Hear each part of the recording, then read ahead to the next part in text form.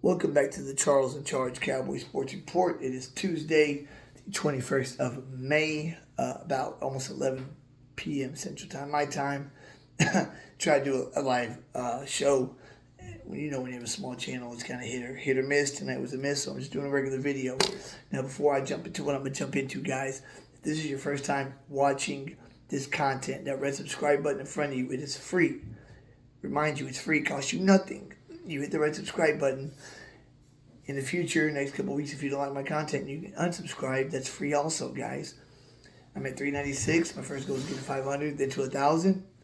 And when I hit 1,000, this show will take off like a skyrocket. I guarantee you I'll be able to get desktop with, visuals and sound effects and whatnot, so I can show you things opposed to just explaining them to you.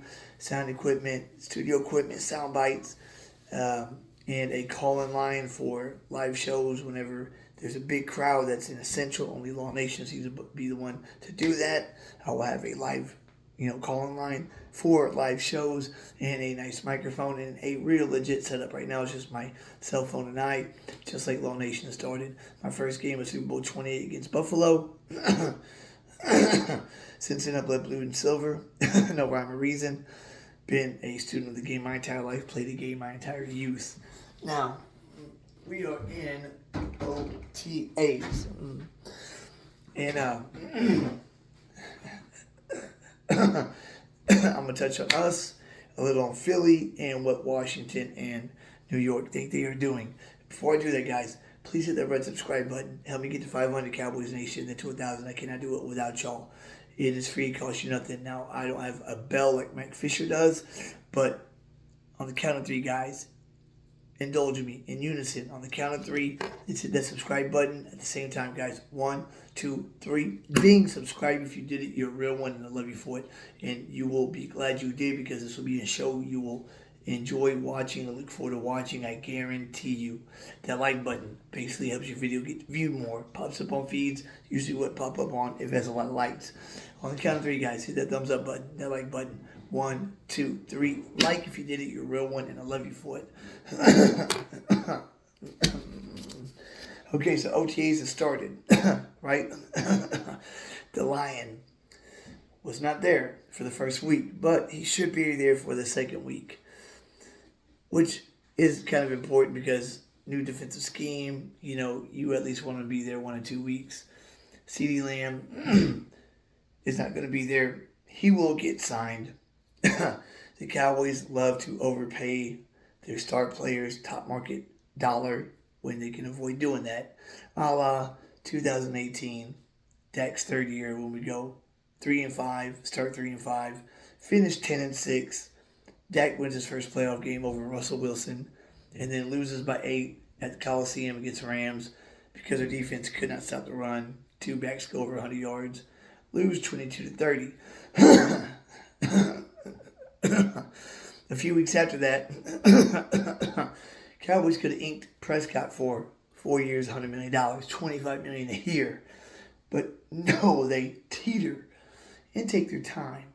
And 2019 rolls around, and we happen to open up with New York, Washington, and Miami, which Dak dices up. Kellen Moore decides to be more air raid that season, being that we have Cooper and Gallup in the second year.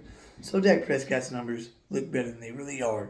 And then the Joneses approach Dak on that $25 million a year deal, and Dak and his agent are like, oh, hold on a minute. Have you not seen the last 3 games? We have Patrick Mahomes Jr. here. Joe Montana. Look at his completion percentage. Look at what he's doing. He's the next big thing. We want 40. We want Russell Wilson money. We want top dollar money. Tom Brady. And then we finish 8-8. They franchise him in 2020, and then after that have no choice but to give him his deal in 2021. Same thing with Elliott. Lamb will get signed in training camp. Dak's extension will come through. They're not going to part with Dak unless Trey Lance has a Cavante Turpin type preseason where Trey Lance just lights it up. Unbelievable. 3 touchdowns in the first half of all 3 games. No picks. Completion percentage out the roof. uses his legs well and makes the Cowboys wonder, could he be something? If he doesn't, Dak will be signing a 4-year, $200 million deal. Now listen, I keep going back to everybody calling this a punt season. Now, I don't like the talking heads, but I see Undisputed. I watch it every now and then during the offseason. Skip Bayless predicts Cowboys to go 8-9. 8-9. Keyshawn, 9-8. Richard Sherman seems to be the only one that has a little bit of sense. He picks him going 11-6, at least 11-6. Bayless don't think he's going to make the playoffs. On 105.3 The Fan, Brian Broaddus, I believe it was, had them going, what was it, 7-10, 8-9, something like that. Where are these people coming up with these predictions from? Dak Prescott has a top 3 receiver as alpha number 1. Brandon Cooks will be in the second year with Dak, his second year in this offense. And last season you saw the second half of the year, them figuring out how to get him utilized in the offense. And he started scoring points and getting catches. I predict Brandon Cooks to at least have 800 yards this season. Jake Ferguson is going to have a breakout year. We lost McGovern and Ty Smith, yes. Connor Beebe, no, Beadash, I mean, not McGovern. Connor Beebe as a rookie, I believe, will be better than Beadash as a 4th-year veteran. He's going to be a monster. And Tyler Guyton, we hit on first-round picks on linemen. As long as he plays as good as Tyler Smith, our O-line should be better, and they're all run blockers. All we need to do is just snag one more back, and we're good to go. Now, the narrative on, I know the regular season that we're going to go win at least 12 games again. It's going to be the 4th straight year of at least 12 wins. Now, I make this analogy a lot. I'm not comparing the two quarterbacks, not by any stretch of the imagination, because the Sheriff, in my opinion, is the best quarterback to ever sling the rock, Peyton Manning. But Peyton Manning's career, his first 8 seasons, the narrative on him was that he cannot win in the playoffs. In the regular season, he was unstoppable. Unstoppable. You couldn't stop that offense with Peyton Manning, Marvin Harrison Jr., Reggie Wayne, Dallas Clark, Edgerrin James. After that, actually Joseph Adai came in whenever they finally got over the hump. But, Edgerrin James, that offensive line, which is very good. And their defense was no slouches either. In Peyton's first 8 years, he had a total of 3 playoff wins. Dak has 2. And Peyton Manning had 2 very good head coaches. The first head coach, he had playoffs. Playoffs? Talk to me about playoffs? Try to win a game. Playoffs. And his offensive coordinator, Tom Moore, one of the greats. And after that, he had Tony Dungy in 2006. You know how that went. But check this out. In 2000, Peyton's first playoff game, at home against Tennessee, lose 16-19. Peyton goes 18-42, 227 yards. The next season, wild card round at Miami, they lose 17-23. Peyton is 17-32, 194 yards, touchdown. Peyton's third playoff game, 2003, was the 2002 season. At the Jets, 41-zip, they got demolished by the Jets. The 2002 Jets. Peyton was 14-31, 137 yards, 2 picks. Now, Peyton's first win in the playoffs comes in the 2003 season. Wild card round, against Denver, 41-10. They rout them. Peyton's 22 of 26, 377, 5 tubs. So it looked like he's, coming alive in the postseason. Divisional round at Kansas City wins a shootout, 38-31. 22 of 30, 304, and 3 touchdowns. So Peyton does make it to one championship game during the year span. I give him that. Dak hadn't reached that, but he did go to one championship game. That followed that same playoff tenure. Then they go to New England in the championship game, lose 14-24.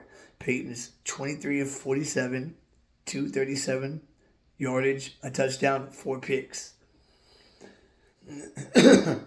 The following season, the 2004 season, Peyton breaks a single-season touchdown record of 49.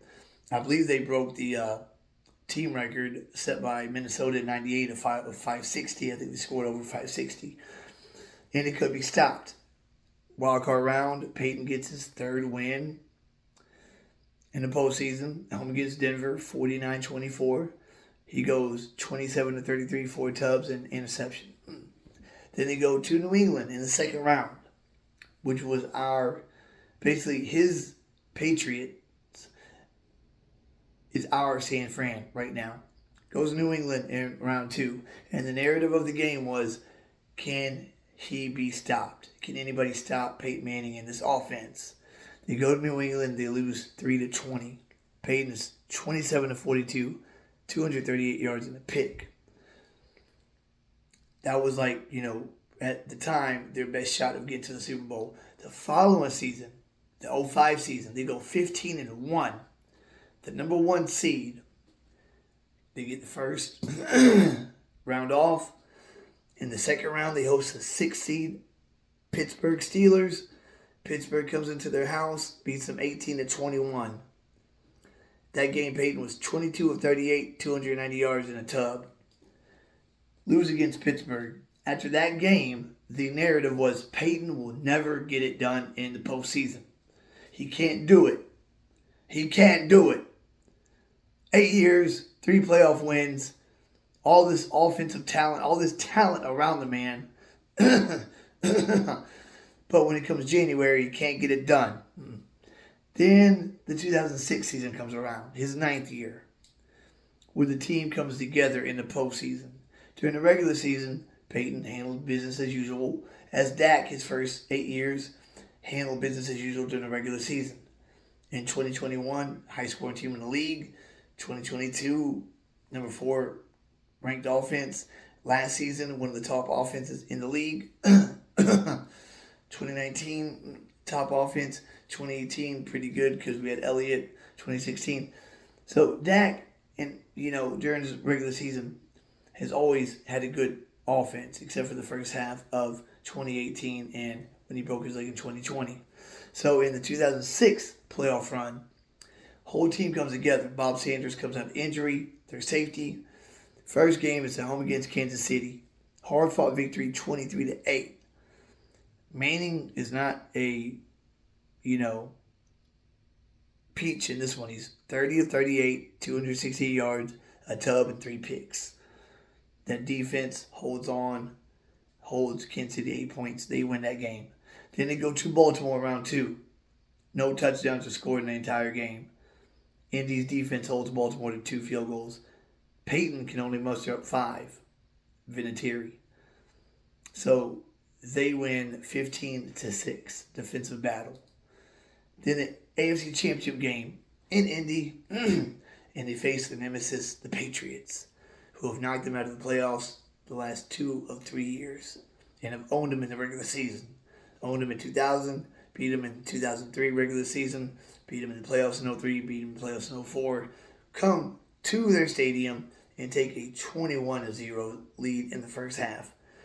And then that offense had to rally together. Defense had to stiffen up. Peyton has to come back of the ages and beats New England 38-34.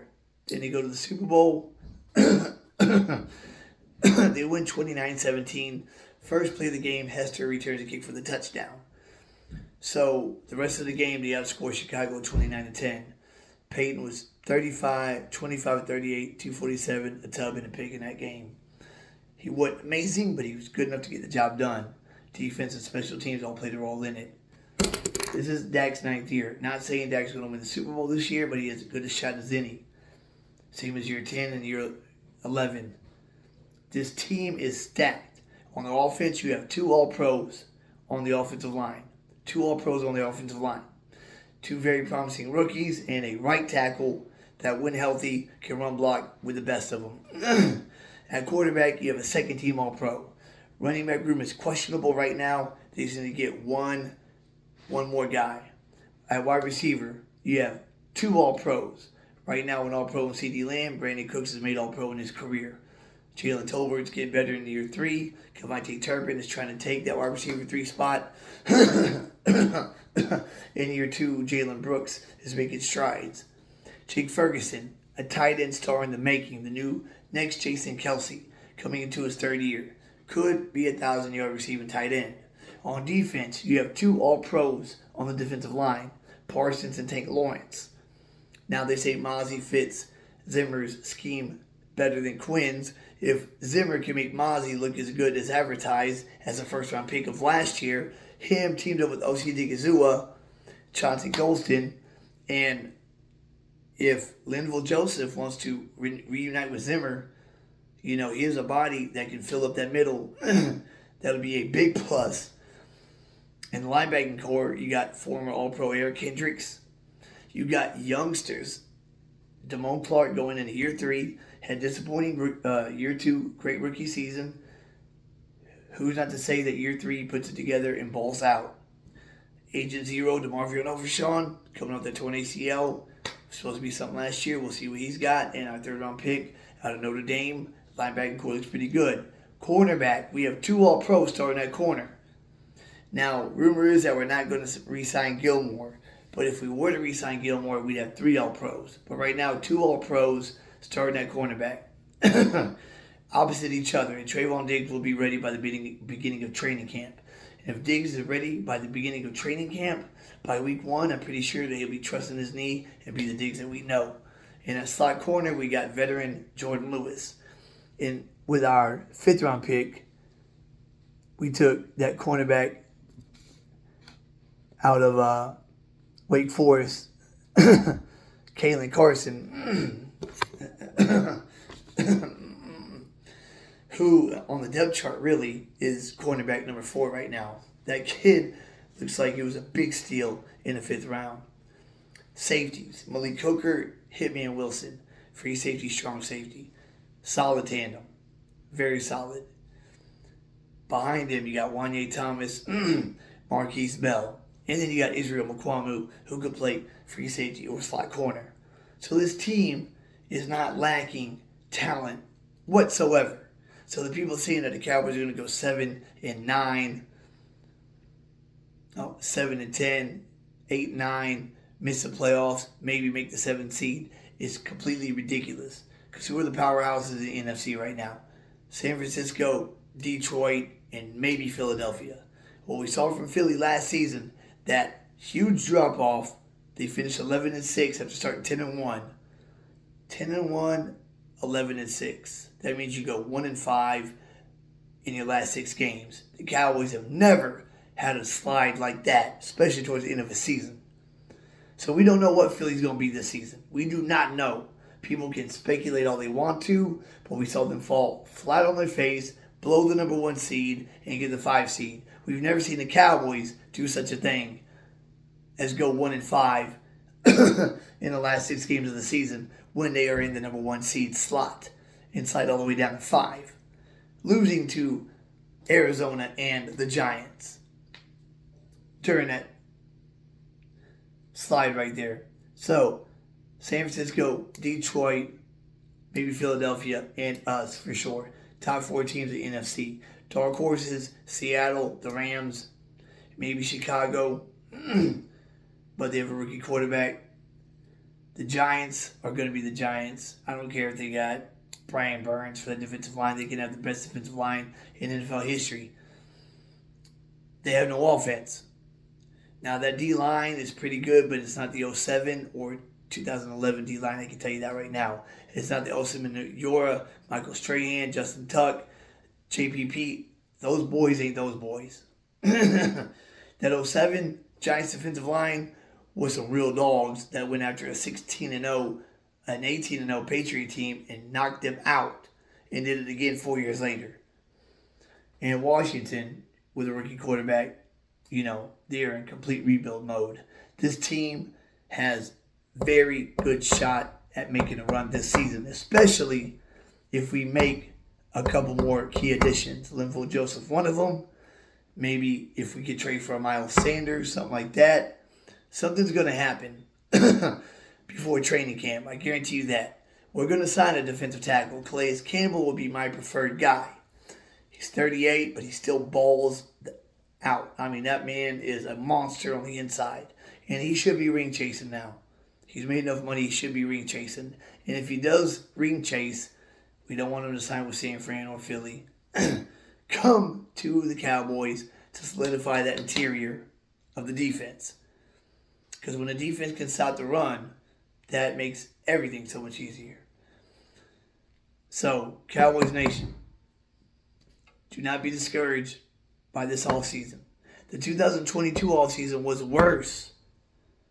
Because all we brought in was James Washington, who didn't do a damn thing, and Dante Fowler, who was rotational piece at best. At least we got Eric Kendricks, who will be the quarterback of the defense because he knows Mike Zimmer's defense inside and out. He's not in his prime anymore, but he can still play kind of like Gilmore did last year, more with his head, can make up for what he lacks physically. And just quick little, very, very quick, early prognostications for the division. Philly, I see week 1 lose against Green Bay. Week 2 beat Atlanta. Week 3 beat the Saints. Week 4 beat the Bucks. Bye. Lose to the Browns. Beat the Giants. Lose to Cincy. Beat the Jags. Lose to us. Beat Washington. Beat the Rams. Lose to the Ravens. Beat Carolina. Beat Pittsburgh. Beat Washington. Lose to us. And beat the Giants. Finish 11-6. The Giants lose to Minnesota. Beat Washington. Lose to the Browns. Lose to us. Lose to the Seahawks. Lose to Cincy, Philly, and Pitt. Beat Washington, Carolina. Bye week. Beat the Bucks. Lose to us. Beat the Saints. Lose to the Ravens. Beat the Falcons. Beat the Colts. Lose to Philly. Finish 8-9. Washington, I see losing at Tampa. Losing against Giants. Losing against Cincy. Beating Arizona. Losing against Cleveland and Baltimore. Beating Carolina, Chicago.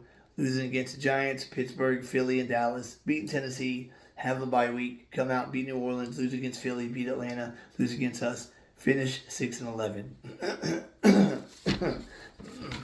And I already told y'all my early prediction for my team, but the Cowboys will do again real quick. Week 1, I believe we beat Cleveland at Cleveland. Week 2, we beat the Saints at home. Week 3, we beat Baltimore at home as a quality win. Week 4, Thursday night at New York, we beat the Giants. Week 5, we lose Sunday night against Pittsburgh. Week 6, we beat Detroit at home. Because it's at home, we beat Detroit. Have our bye week. Come out at San Francisco, Sunday Night Football. Lose at San Fran. Next week, at home against Atlanta. Beat Atlanta. Next week, at home against Philly. Beat Philly. And then the next week, at home against Houston, we beat Houston on Monday Night Football, which will be a fun game because I live in Houston.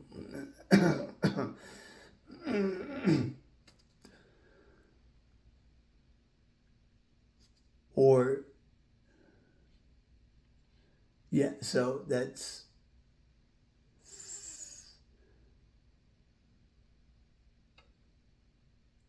trying to read my own damn handwriting. Then at Washington, beat Washington, beat the Giants on Thanksgiving. Cincinnati, I think I gave that an L. I think Cincinnati gets the best of us at home. At Carolina, that's a win. We beat Tampa. At Philly, I think if the division rides on the game, or there's a lot riding on the game, even though it's, the weather could be very bad. I think we could beat Philadelphia and well, basically, week 17 at Philly and week 18 versus Washington will be a win or a loss. We'll split those games. I see us actually going 13-4 with a tougher schedule than last year. And the schedule being tougher will be better for us because it'll make us more battle tested and more battle tested on the road. First 3 primetime games are on the road. The last 3 are at home. So it's better to have a hard schedule than easy schedule. When you have a tough schedule, come January time, you are ready to play the playoff teams. Because there's what? In 2023, we had 6 different playoff teams. 7 if you count the Eagles twice. And then in this season, we have 8 playoff teams. 9 if you count the Eagles twice. But these playoff teams are a little tougher than last year's. I can tell you that right now. But our roster is a lot better than a lot of people are giving it credit for. And y'all will see, and mark my words, come the first quarter, second quarter, third quarter, and end of the season. I guarantee you that, guys. Please subscribe if you like my content, guys. Please share it. Hit that like button. Did good. 27 minutes. Keep God first and foremost. He comes before everything, even this. Seek him in his righteousness, and all these other things will be added unto you. I am a living testimony of that. It is my job to say that in every video of mine. Please hit that sub button, guys. Please give me to 500 and give me to 1,000. If you have a rebuttal against my case and what I just laid on the table right here, please put it in the comment section so we can, have a debate. And in the comment section, put down what you think our record will be this season and our seed. I think the lowest seed we'll have is the 3rd seed. The highest seed will be the 1 seed. But we'll need San Fran to lose a few more games for that to happen, because I believe they will beat us in Levi Stadium after the bye week. But you never know, man, because with the bye week, you get a week's rest. Unless San Fran has the same bye week, which I don't think they do. But, you get that week's rest. You get 2 weeks to prepare. But, that's my prognostication. At minimum, we go 12-5. At minimum. But I believe that we'll get 13 wins this season. I really do. 3rd seed, 2nd seed, or 1 seed. And the 1 seed would be so beautiful, because all we'd have to do was win 1 playoff game to get to the chip game. We've had a bye week twice since 2007, 2016. Before that, it was the dynasty. So, all right, guys, that's it for this episode. I'll catch y'all guys later this week. Hopefully, we have some breaking news this week.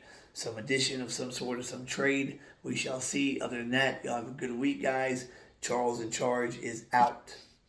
Charles in Charge Cowboys Sports Report is out. Deuce.